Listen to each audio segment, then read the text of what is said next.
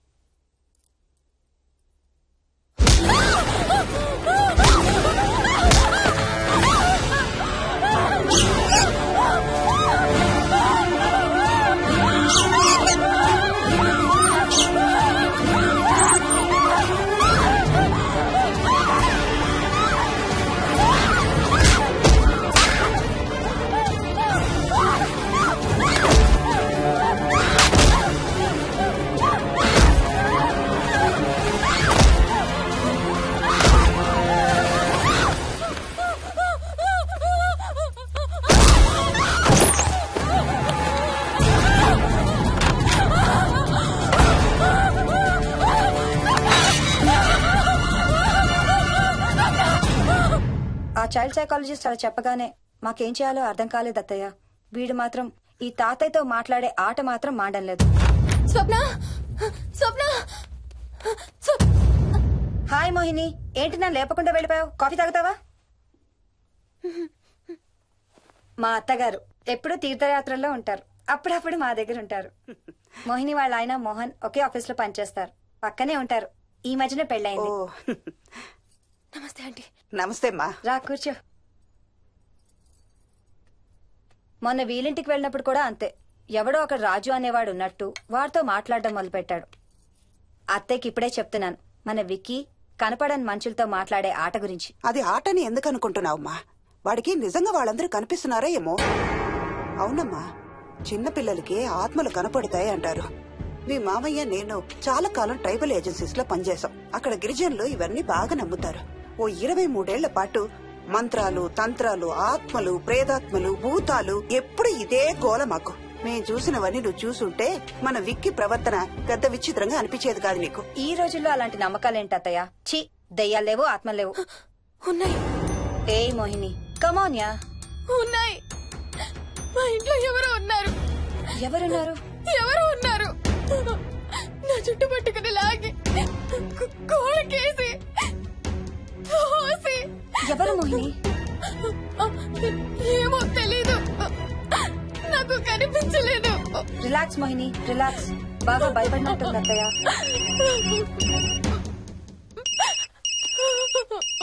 Hello. ఏ స్వప్న, నేను హర్షాన్ని. Mohini cell ఎత్తడం లేదు, మీ ఇంట్లో ఉందా? ఉంది గాని అయినా నువ్వేంటయ్యా ఒక్కదాని కొత్త ప్లేస్ లో అలా ఒంటరిగా వదిలేసి వెళ్ళిపోయావు? తనెంత భయపడిందో తెలుసా? ఏంటి భయపడిందా? ఏది ఒకసారి తనకు ఫోన్ ఇవ్వు. మాట్లాడు. స్నానం చేసి వస్తాను అత్తయ్య. హే, నీ సెల్ ఎక్కడా? ఇంట్లో ఉంది. ఏంటి భయపడ్డావా? పొద్దున ఫోన్ చేసినప్పుడు చెప్పలేదే? చూడు, రాత్రులు మేలుకొని హారర్ సినిమాలు బాగా చూడు, భయం వేయదు. ఏ, ఇంటికెళ్ళి సెల్ తెచ్చి నీ దగ్గర పెట్టుకో. మాటి మాటికి స్వప్నం చేస్తే బాగోదు. మళ్ళీ చేస్తాను.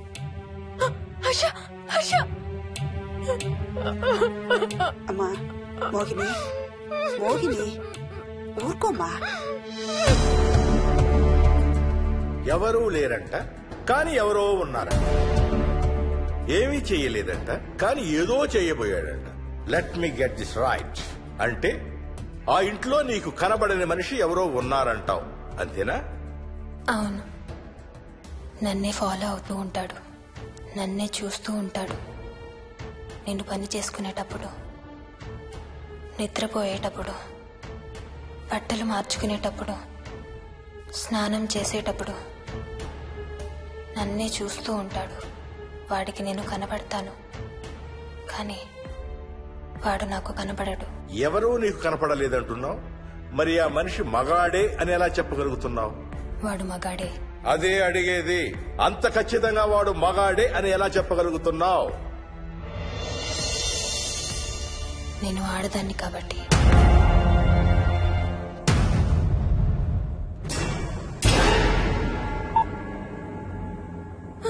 మోహిని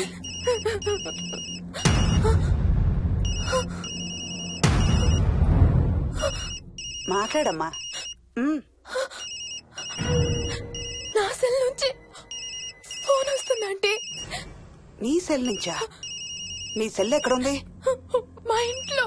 మీ ఇంట్లో ఎవరు లేరు కదమ్మా. నీ సెల్ నుంచి ఎవరు చేస్తున్నారంటావు? పద మీ ఇంటికి వెళ్దాం. వద్దంటే అక్కడికి వద్దాము. నేనున్నాను కదమ్మా. నీ సెల్ నుంచి ఎవరు చేస్తున్నారో చూద్దాం. పద మీ ఇంటికి. వద్దంటే ఏం అవ్వదమ్మా. పద వద్దంటే చూసొద్దాం. పద. అక్కడికి వద్దంటే. చెప్పాను కదమ్మా నేనున్నానని. నువ్వు భయపడుకుంటారా? వద్దంటే ఏం అవ్వదమ్మా. నువ్వురా. నేనున్నాను కదమ్మా. రామ్మా. ఎవరు ఏం చేయరమ్మా. ఎందుకమ్మా భయం? నేనున్నాను కదా. ఎందుకమ్మా భయపడతావు? అసలు లోపల ఎవరున్నారో చూద్దాంరా. ఏమి లేదమ్మా లోపల. నువ్వే చూస్తావా?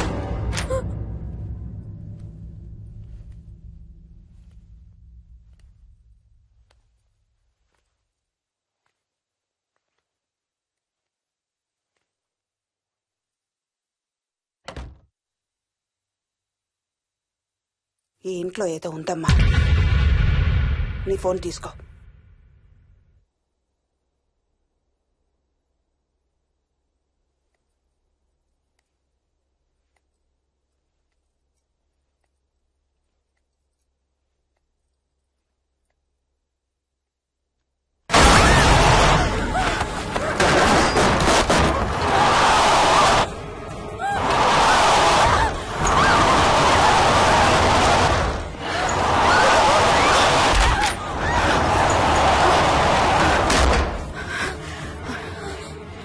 ఇదేదో బాగా కోపిష్టి దానిలాగా ఉంది.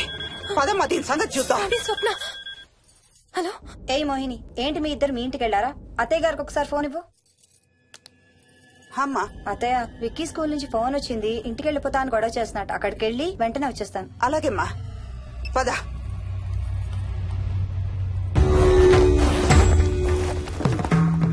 తీరని కోరికలతో 2 జన్మల మధ్య ఇరుక్కున్న జీవుణ్ణే మనం ఆత్మ అంటాం. ఆత్మల్లో 2 రకాలు. మంచి చేసేవి, కీడు చేసేవి. కీడు చేసే వాటినే మనం దయ్యాలు, భూతాలు అంటాం. ఏ కీడు చేయడానికి అది నీ ఇంట్లో ఉండి నిన్ను ఇబ్బంది పెడుతుందో తెలియదు కాని దైవ శక్తి ముందు దాని ఆటలు సాగవమ్మా. పద నీ ఇంటికి వెళ్దాం. వద్దంటే మనం అక్కడికి వెళ్ళొద్దు. ప్లీజ్ అంటే. చూడమ్మా, ఇప్పుడు కాని నీ భయం పోకపోతే ప్రతి చిన్న విషయానికి నువ్వు జీవితాంతం భయపడుతూనే ఉంటావు. మోహిని, నాకేం చెయ్యాలో ఎలా చెయ్యాలో బాగా తెలుసు. చెప్పాను కదమ్మా, మీ అంకుల్ నేను ఇలాంటివి చాలా చూసామని. నువ్వు రా చెప్తా. దాన్ని మీ ఇంట్లో నుంచి తరిమి కొడదాం. రా.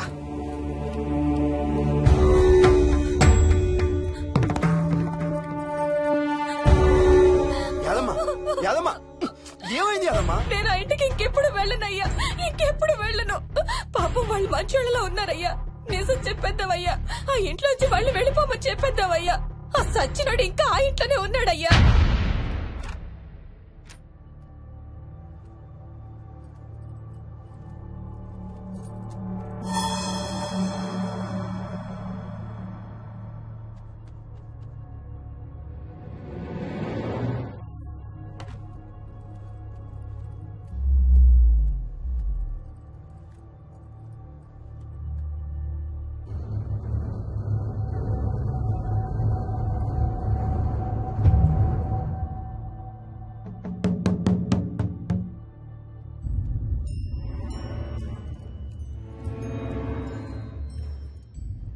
ఇంట్లో తులసి చెట్టు ఉందమ్మా.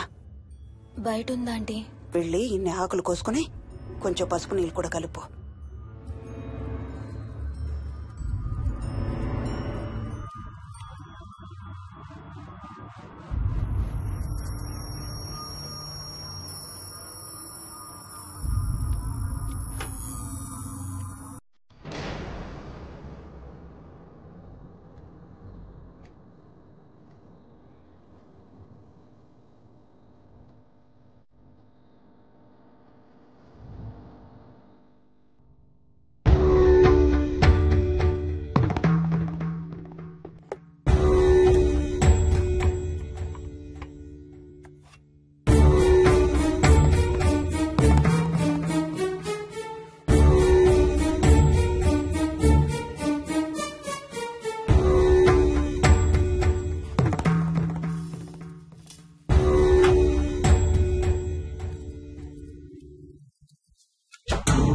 భూతం ప్రేతం సర్వ వినాశం ఆంజనేయం ఉపాస్మహే.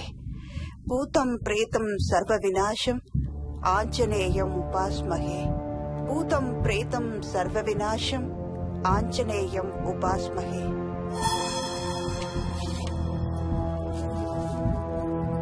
భూతం ప్రేతం సర్వ వినాశం ఆంజనేయం ఉపాస్మహే. భూతం ప్రేతం సర్వ వినాశం ఆంజనేయం ఉపాస్మహే.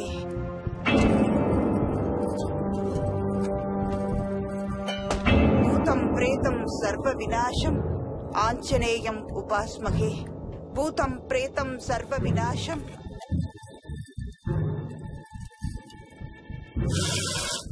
ఆంజనేయం ఉపాస్మహే. భూతం ప్రేతం సర్వ వినాశం ఆంజనేయం ఉపాస్మహే. భూతం ప్రేతం సర్వ వినాశం ఆంజనేయం ఉపాస్మహే. భూతం ప్రేతం సర్వ వినాశం ఆంజనేయం ఉపాస్మహే. భూతం ప్రేతం సర్వ వినాశం ఆంజనేయం ఉపాస్మహే. భూతం ప్రేతం సర్వ వినాశం ఆంజనేయం